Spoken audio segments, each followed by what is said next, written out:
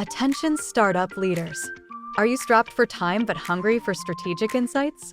Introducing Managed Chaos, your go-to podcast for navigating the startup world in less time than your morning commute. Join us as we share expert advice, real-world examples, and actionable strategies to help you scale your business, allocate resources effectively, and achieve visionary results. Tune into Managed Chaos and join a community of like-minded innovators on the path to entrepreneurial success. Understanding your customer is not as simple as many leaders may have been led to believe. There can be an incredible opportunity to speed up your go-to-market, your pricing, and your retention, all by deeply knowing your customer. Welcome to Managed Chaos Podcast, where we give you the startup business rundown in less time than it takes for you to get to work. I'm Katrina Purcell. And I'm Rachel Anderson. And today we are talking about what it takes to truly know your customer. So Rachel, I'm going to make this one a bit more personal to start off with. Tell me, how do you actually know that you know your customers and that you understand them? Yeah. So I know that I know my customers because I'm always surrounded by them. So I came from the startup world. I worked in the startup world. I work with startup leaders now. I ask questions. I'm enmeshed within that culture, but I am not necessarily myself a startup leader, nor have ever been someone who has launched a startup kind of in the more traditional tech sense. And so I know my customer because they're saturated within my entire environment. I love that. That is amazing. So, but what if you're not able to surround yourself with your customers? Where do you start to really understand them and get to know them? And that, I think, is truly the key question, is what do you do if you're not that? Yes. So I think a lot of leaders are in this position, especially with startups. A lot of times for first-time founders, CEOs, et cetera, you were really good at something, and then you became the founder or CEO. You were incredibly knowledgeable about an opportunity, an industry, a potential value, but you weren't necessarily your ideal customer. I think those founders and those startup leaders are a rarer breed, which is great because you have to be able to get good ideas from somewhere, right? So that's great. That's a good path. So the question then becomes, well, how do you then saturate yourself and surround yourself with your ideal customer?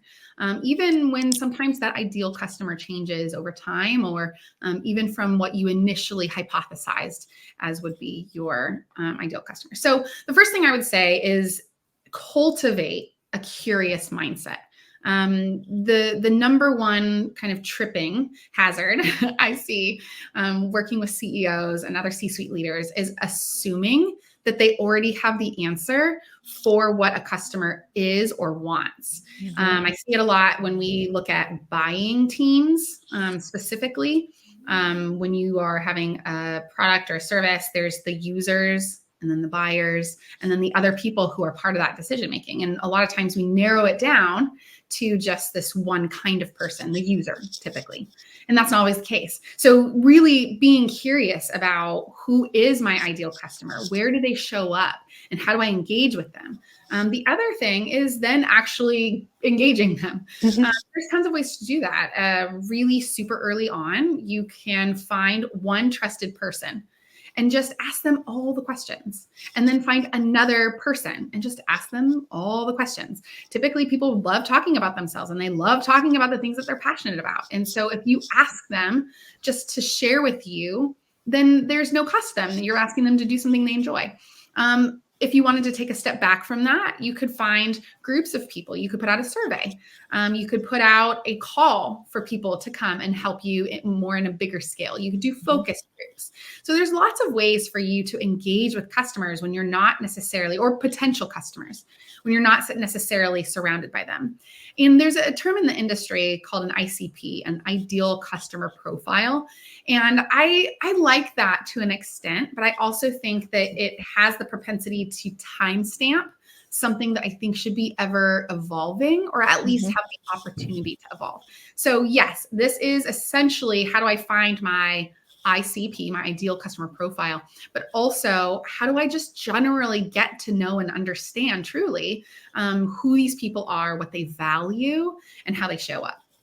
Right. I think it's the concept of the voice of the customer, right? And so, we think to ourselves, well, they're going to vote with their wallet. But at the same time, if you're able to get the customers in a room with a facilitation, I've worked for companies where you're able to get so much value out of just getting 5 or 6 customers and just starting to ask them questions or showing them new mock-ups and seeing how they react to them, and really just taking the time to interact with them and allow them to maybe say, I actually don't like that, or no, that doesn't solve my problem.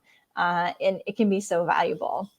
So practically, when you start to get that customer feedback that I was just talking about, what does that look like? How do you structure it? How do you not take it personally, right? If this is something you've put all of your blood, sweat, and tears into, and your customer gives you some negative feedback, what do you do with that?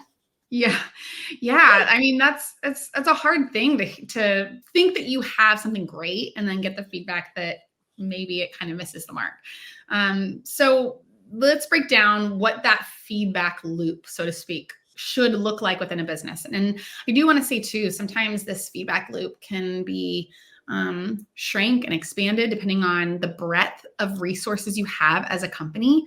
Some things are much more time sucking. Some things are much more complicated. And so really make sure that when I talk about this, you think about it within the context of where you're at as a company, as a leader, and don't dismiss all of it because you can't do some of it. So here's what that feedback loop could really look like. So first, you want to make sure that you have some way to talk to and receive information from when it pertains to that potential customer. And we mentioned some of these. It could be focus groups, it could be interviews, it could be surveys and questionnaires.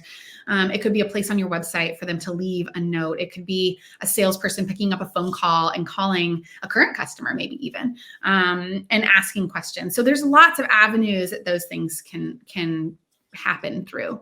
But then the next thing is that you have to have a place to put it. You can't just receive it and then have 100 different places that this lives. So you really want to put it into one place so you can analyze it. You can see it as qualitative. If you're lucky, you can see it as quantitative.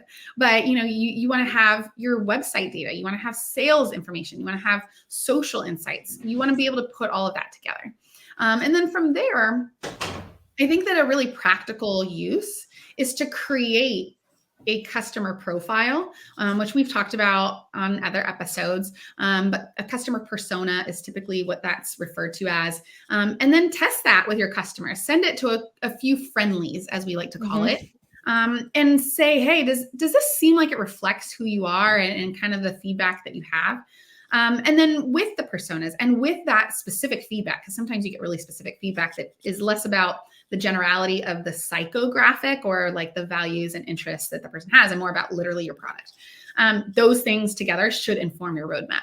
I have worked with several different companies that have launched products that they didn't fully vet with the customer, and therefore the customer didn't actually want it. And now they're trying to really push their sales team to sell something that is not picking up traction. And that is time for development that has been, I don't want to say wasted, but I'm going to say wasted. Time for development is wasted. Time for sales that is wasted. That's enablement waste. That is marketing waste. And then there's this whole doubling down on this investment you've made that you have to do something with it, right? So there's a lot of slippery slope there if you don't actually validate that feedback and that persona is really telling you the right things for your roadmap. So there's other things you can for sure do as part of that feedback loop, but really making it not just one way, but this conversation that's happening is such an important part of just being practical about how you get that customer feedback. And I think it's something that, at least with most of the companies I've worked with, doesn't get thought about early enough in the process. And so they have an established product and now they say, oh, we should really think about how do we get voice of the customer, or how do we allow customers to put in feature requests, or how does the customer, factor into our roadmap? We created this beautiful roadmap, but are they willing to pay for these features that we're creating? we don't know what's the business case, right? And so I think it's so much better if early on in the process you start to think about that voice of the customer, you start to structure it, you start to kind of create those focus groups. You might have enterprise customers and then SMB customers, or you might break up your user groups depending on particular features, right? But starting to at least think about what that structure will look like and how you're going to take that data and apply it back to your roadmap, as you mentioned, right? Because it does nothing if you hold these sessions, you get all the feedback, and then you say, well, our roadmap is set in stone, so you might get your feature in a year or two, right? That's going to create a bad customer experience for sure. Yeah, that's exactly right. And you're nailing some of the drawbacks of not using that customer loop. There's all kinds of business delay and wasted resource from time, money, effort, and not having them engaged with you and not knowing truly who they are early enough. I think that those are really good examples. And, retention, if we flip all the way into the other side and we say, okay, you're a thriving company, you have like a good loop, you're doing all these things, retention can really suffer. I thought it was so interesting because there was this one company I worked with where their business model was able to be semi-predictive for if customers were getting ready to leave. And that's because their model was set up basically per license. Mm-hmm. And so what they saw were these people that would own all of these different licenses, these hundreds of licenses, slowly start taking those licenses away and not using them and kind of returning them back. And they had what they called the SWAT team that would go in. It was, part of a sales team, but it was like a recovery team to go in and start having those conversations, which on the one hand, I think that's incredible. I love that they were like, listen, we can identify this. Therefore, we will dedicate resources to helping fix the problem, whatever our problem is that we accidentally discovered, developed, whatever. Mm-hmm. On the other hand, I think, would that have even been necessary if you had listened to them early enough, right? You don't need a Band-Aid if you never get a scrape.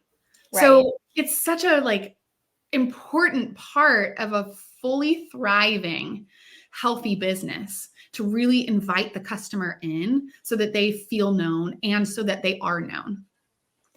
I love that. And that is how we're going to end this episode of Managed Chaos Podcast, on that very perfect note. You can find us on all of your favorite podcast streaming apps. We look forward to hearing your feedback in the comments, and we will see you on the next episode. This was another informative episode of Managed Chaos, the podcast for startups.